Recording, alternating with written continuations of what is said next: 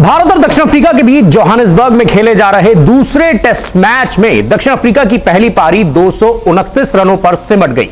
इस लिहाज से अगर हम देखें तो दक्षिण अफ्रीका के पास पहली पारी के आधार पर 27 रनों की बढ़त हुई, लेकिन पहली पारी में दक्षिण अफ्रीका के पास मौका था एक बड़ी बढ़त लेने का, लेकिन दक्षिण अफ्रीका के अरमानों पर पानी फेर दिया लॉर्ड शार्दुल ठाकुर ने। लॉर्ड शार्दुल ठाकुर ने पहली पारी में शानदार गेंदबाजी की और सिर्फ 61 रन देकर दक्षिण अफ्रीका के 7 विकेट चटका दिए। दक्षिण अफ्रीका के अरमानों पर पानी फेर दिया एक बड़ी बढ़त लेने का।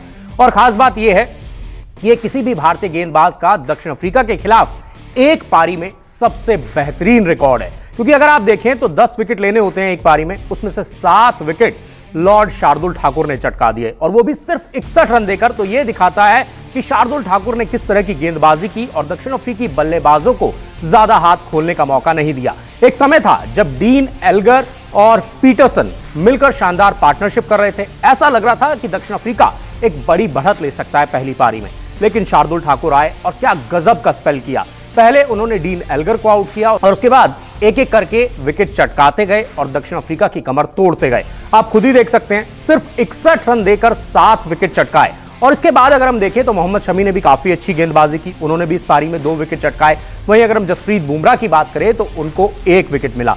इस तरीके से दक्षिण अफ्रीका की पूरी टीम जो है वो ऑल आउट हो गई सिर्फ और सिर्फ 227 रनों पर। हालांकि अगर हम देखें तो भारत ने इस टेस्ट मैच में पहले बल्लेबाजी की थी और 202 रन बनाए थे। उस लिहाज से दक्षिण अफ्रीका के पास अभी भी 27 रनों की बढ़त है, लेकिन अब भारतीय बल्लेबाजों को क्या करना होगा? भारतीय बल्लेबाजों को एक शानदार पारी खेलनी होगी और जिस तरीके से पहले टेस्ट मैच में जो कि सेंचुरियन में खेला गया था, वहां पर भारतीय ओपनर्स ने शानदार शुरुआत की थी, वही काम अब यहां पर वांडरर्स के मैदान पर भारतीय ओपनर्स को करना होगा। और इस टेस्ट मैच में लोकेश राहुल कप्तान भी हैं, तो ऐसे में लोकेश राहुल को कप्तानी पारी खेलनी होगी और टीम इंडिया को आगे ले जाना होगा। और हमें यह नहीं भूलना चाहिए, इस टेस्ट मैच में बहुत समय बचा हुआ है, क्योंकि अभी दूसरे दिन का खेल है। दूसरे दिन के खेल में भी अभी कुछ ओवर्स बाकी हैं, तो ऐसे में 3 दिन का समय है भारतीय टीम के पास। भारतीय टीम अगर चौथे दिन की लंच तक भी बल्लेबाजी करती है तो उसके बाद भी भारतीय गेंदबाजों के पास बहुत समय होगा दक्षिण अफ्रीका को आउट करने का। लेकिन सवाल यह है कि जो भारतीय बल्लेबाज हैं, क्या वो चौथे दिन के लंच तक टिक पाएंगे? क्या भारतीय बल्लेबाज 300 से ज्यादा का स्कोर बना पाएंगे? क्योंकि अगर हम देखें तो टीम इंडिया के मिडिल ऑर्डर पर लगातार सवाल खड़े हो रहे हैं, खासतौर पर अजिंक्य रहाणे और चेतेश्वर पुजारा, वो रन नहीं बना पा रहे हैं। तो ऐसे में क्या अब दूसरी पारी में इन दोनों बल्लेबाजों का बल्ला जो है वो बोलेगा?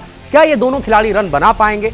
और अगर हम देखें तो इसके बाद चाहे हम पुजारा की बात करें, चाहे हम बात करें अजिंक्य रहाणे की, चाहे हम बात करें ऋषभ पंत की, कोई भी खिलाड़ी जो है वो बड़े स्कोर नहीं बना पा रहा है। तो ऐसे में अब उम्मीद होगी कि टीम इंडिया दूसरी पारी में 300 से ज्यादा रन बनाए और दक्षिण अफ्रीका पर पूरी तरह से दबाव बना ले। लेकिन खास बात यह है कि दक्षिण अफ्रीका के पास एक बड़ा मौका था बड़ी बढ़त लेने का, सीरीज को बराबर करने का, लेकिन यहां पर लॉर्ड शार्दुल ठाकुर ने दक्षिण अफ्रीका के अरमानों पर पानी फेर दिया है। आप ये भी कह सकते हैं कि लॉर्ड शार्दुल ठाकुर की स्विंग ने दक्षिण अफ्रीका को फंसाया और उनके अरमानों पर पानी फेर दिया।